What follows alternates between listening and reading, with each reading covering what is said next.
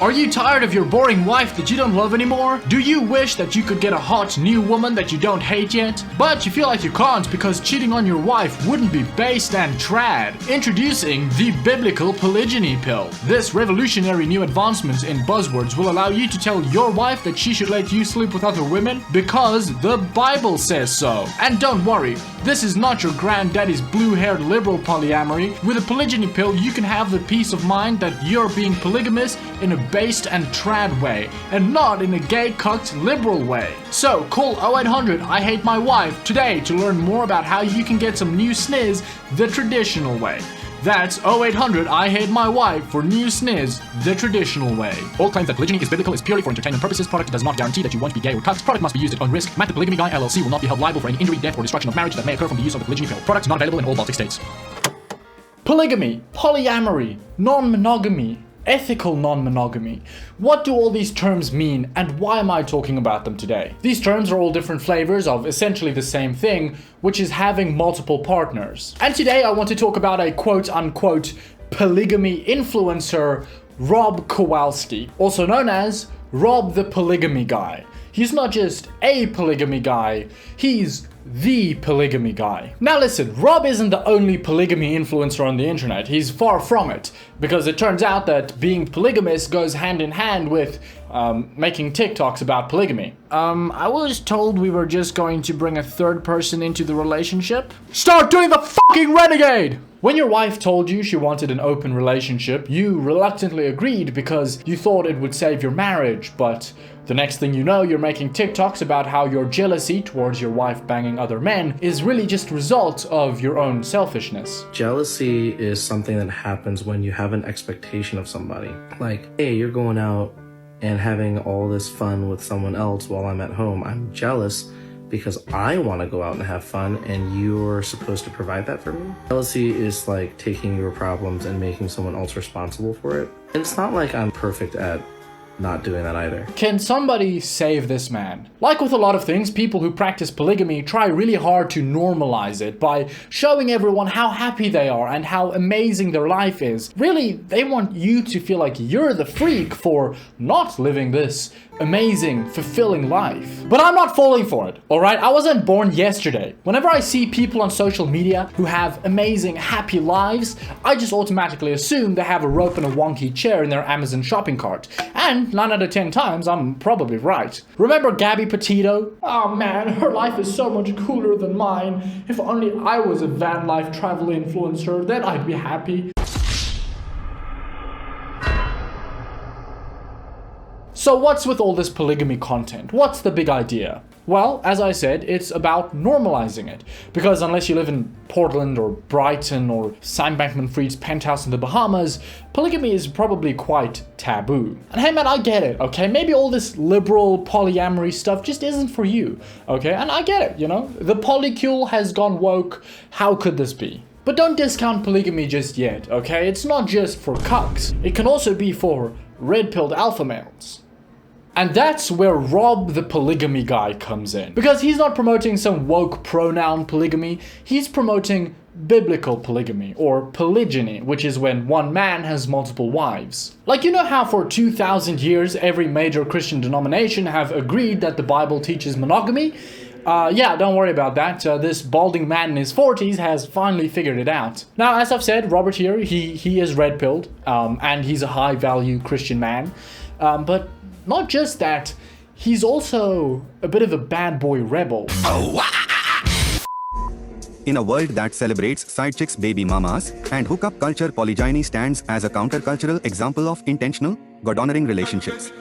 No wonder the world hates it. Truth and order challenge the lies, and chaos it glorifies. And if you're wondering how Rob fights the good fight, it's mostly this, just videos of him walking around public places with text over top, owning the libs. And by the libs, I mean mostly other Christians. Your local pastor is actually Agent Smith from The Matrix. Now let's take a look at some of the arguments Rob makes for why polygyny is a good thing and why you should practice it. Argument 1. Only an effeminate man would argue for monogamy only. Damn it! He preemptively portrayed me as a soy jack before I could even start to argue against him. This clearly is not his first rodeo. He's good. Argument 2. It is easier for women to be stay-at-home mothers through polygyny. I'll be honest, I don't think he really thought this one through very well, because if you can't afford to have one stay-at-home wife, I'm not really sure how adding a second one is gonna help.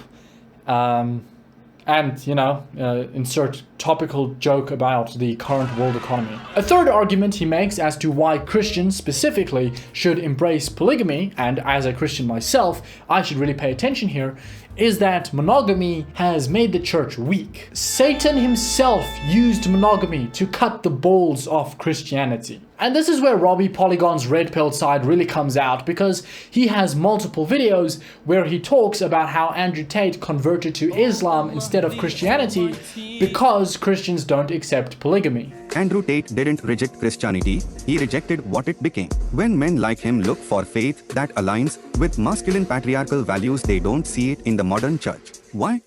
Because Christianity let itself be neutered by monogamy-only doctrine and feminist ideals. If we really held to biblical marriage and patriarchy, men like Tate might not be looking elsewhere. Firstly, let's just say that being almost 50 and thinking Andrew Tate is cool is quite gay. Secondly, and not to go on too much of a tangent here, but as much as Andrew Tate might need it, I seriously doubt he would ever convert or would have ever converted to Christianity, at least not genuinely. And it's not because of monogamy, it's because the guy's entire identity and his persona is completely antithetical to Christian values. Sexual immorality, greed, materialism, and especially pride. No movies! These are all things that are completely against what the Bible teaches. And the fact that Bobby Kowalski seems to think that Andrew Tate's rejection of Christianity is somehow a negative indictment of Christianity is ridiculous, and I think says a lot about him. Not to mention that Christians as a religious group have never practiced polygamy, but he keeps talking about it as if monogamy came in and ruined the church. But it was always this way. He's arguing that the church became weak when it stopped doing the thing that it never did. Now I'd like to take a step back for a second and talk a bit more about who Rob is and what his backstory is, because, he wasn't always Rob the Christian polygamy guy. He used to be Rob the gigolo, club promoter, and stripper. Throughout my 20s, I was a stripper and a nightclub promoter. My life was a constant party. But being a trailblazer for men in female-dominated fields was just not a sustainable life for Rob, and eventually he decided to quit. When I was 27 years old, I became a Christian. I got called by God. Didn't really think about God before that, but one day I heard his voice. I did a radical change, 180, and I went from being popular party boy to leading Bible studies out of my house. But this too was not meant to last. Living a Christian life meant that Rob could not frequent the same social circles that he used to, and as much as he tried to resist it, the loneliness and lack of social life eventually drove him back to the life he turned away from. It didn't take long before I started picking up all my old bad habits. I started drinking too much and then sleeping around and eventually doing drugs. And over the next few years, my life spiraled down to the point where I became like the exact same person I was before, except now I just felt guilty because I knew that I was wrong.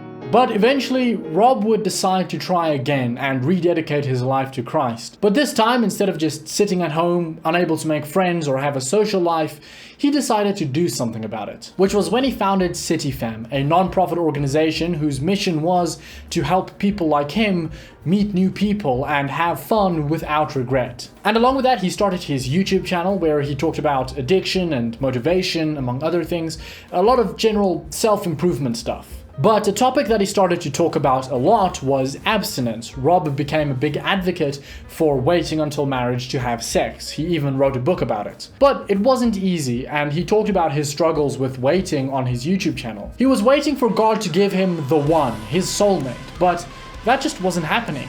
And as time went on, this struggle led him more and more into red pill ideology.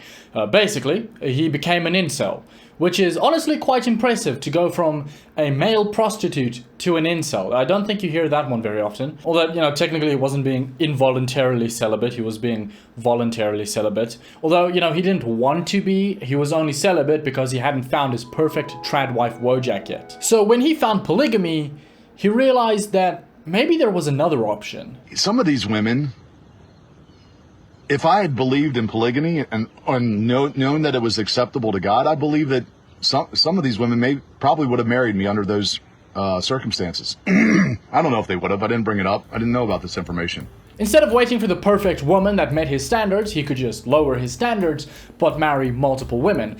And this is a big reason he gives. In fact, I'd say this is probably one of the main reasons he gives for why polygyny is good. The wisest man who ever lived, King Solomon, he said this in Proverbs 31:10. Who can find a virtuous woman, for her price is far above rubies? Now, why would he say that? Because virtuous women are scarce. Think about it. Finding a virtuous woman in today's society is like finding a needle in a haystack. It's like finding a diamond in a sea of cubic zirconias. Seriously, have you seen what's out there lately? So hold up, Pastor. You're telling me I get one chance at this. I get one golden ticket, and I'm going to give it away to a woman that's been dating around and possibly sleeping with several men before me, and then I got to come along and pony up? That doesn't sound realistic. That's not even fair. So listen up, man. Answer this question honestly. Would you marry a woman with a past if she was one of 3 of your wives and not your one and only?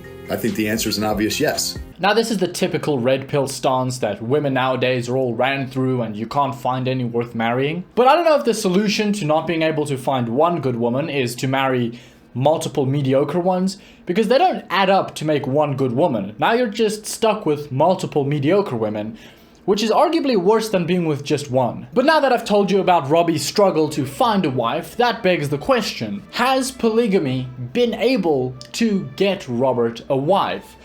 And the answer is yes.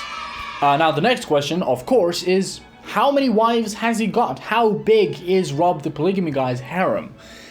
Well, so far, Rob the polygamy guy has 1 wife.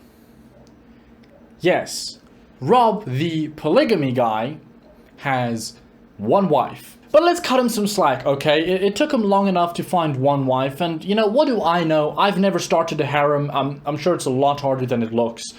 But for some reason, when talking about getting a second wife, he's very reluctant. Are you looking to add more wives to your family? Are you planning to find us? And this is an additional question from someone else. Are you planning to find a second wife? I would say I'm open to it. I definitely see the benefits of it. I'm somewhat attracted to the idea. I think, you know, there's a lot of pluses that come with it, but I also recognize that if you don't do it God's way, it could become a mess, and I don't want to invite chaos into my home. Sana and I have a great relationship. This is the guy that has seemingly dedicated his entire life to preaching about polygamy, and he likes to make it out that men who are against polygamy are only against it because they themselves couldn't get multiple wives if they tried. Well, Rob, so where's your second wife then? Surely it can't be that hard. I mean, have you seen the types of men that get into polygamous relationships? The bar is a lot lower than old Rob here makes it out to be. What happened when we told our parents we were poly? I went there with a smile and I told my parents, and they fired me, and they stopped talking to me. I mean, it is amazing what you can get away with if you have women who are sufficiently emotionally vulnerable, which is surely not what you've done. Right, Bob? So, to be honest, I wasn't very thrilled about this whole polygyny idea, and I'll tell you why. I used to be in a long-term relationship, 15+ year relationship, and at the end phase of the relationship, it turned into a one-sided open relationship on his part. So, in my mind, I had a little bit of a taste of what polygyny could look like, and that relationship ended, and after that, I decided that I didn't want to do any of that. I just wanted to be monogamous. And then I heard Rob talk about polygyny. And I remember thinking like, interesting, because I knew it was in the Bible, but I never really thought about it in that way.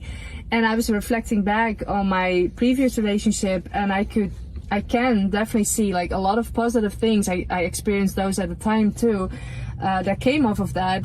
But I could also see that if you don't do it God's way, you both make mistakes. So Rob and I started talking about it. That was actually one of the first things we talked about. The very first thing. Yes. and I shared my whole personal story. And the thing I love about Rob is that I can not only see that he cares a lot about me, but he also cares a lot about God, and he wants to do it the right biblical way. Well, Rob's Dutch wife, you know what they say, third time's the charm. So when your relationship with Rob eventually fails, you could always try again. And I think you should, because as you would know from what Rob said, polygynous relationships are actually very beneficial for women. The false monogamy-only marriage doctrine is socially acceptable rape. Alright, well that's a completely insane thing to say. I don't really have much else to say about that, to be honest. So, moving on. So something I definitely look forward to is having a girlfriend around in the house to do all the girly stuff with, go shopping, talk about nails, talk about makeup, all the stuff that Rob and I won't do. Yeah, and too often I think in monogamous relationships, a woman will try to turn her man into her girlfriend, and then it doesn't work out long term. Yes. And then the question, what did I have to reconcile? Well, definitely lots of things, and I'm still working through some of the emotions on a daily basis sometimes, where I would struggle with thinking that if he would take on a second wife, that would mean that I would not be good enough, which I know is not the case, but I feel that those are common emotions that women face.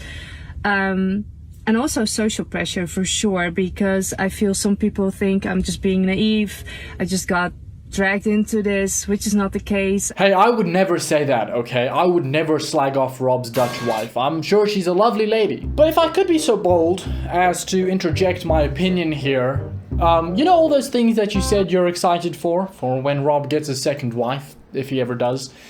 You know, you could just have a friend, right? You just have a friend who doesn't sleep with your husband. That's an option. I'm just putting that out there. Also, I hate to say it, but if your husband wants a second wife, it means he thinks you're not good enough. Or else, what would be the need for a second wife? Now, I hope for both of their sakes that Rob doesn't try and get a second wife, and this is pure speculation, but I think Rob's apparent reluctance to get a second wife is because he realizes, or at least I hope this is the case, that he realizes he's got a good thing going on with his wife after all these years of him being single, and that he doesn't want to ruin that by bringing a new woman into the picture. Because ultimately, I just think polygamy is a bad idea.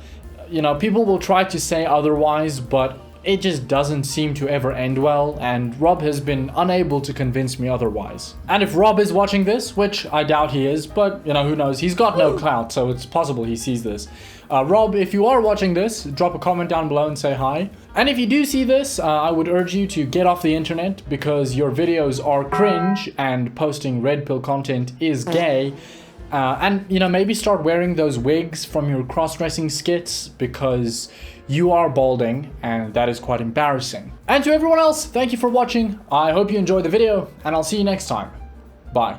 Like, you know how for the last 2,000 years, every major Christian denomination have agreed that the Bible teaches monogamy. Whoa. Close one. Close one.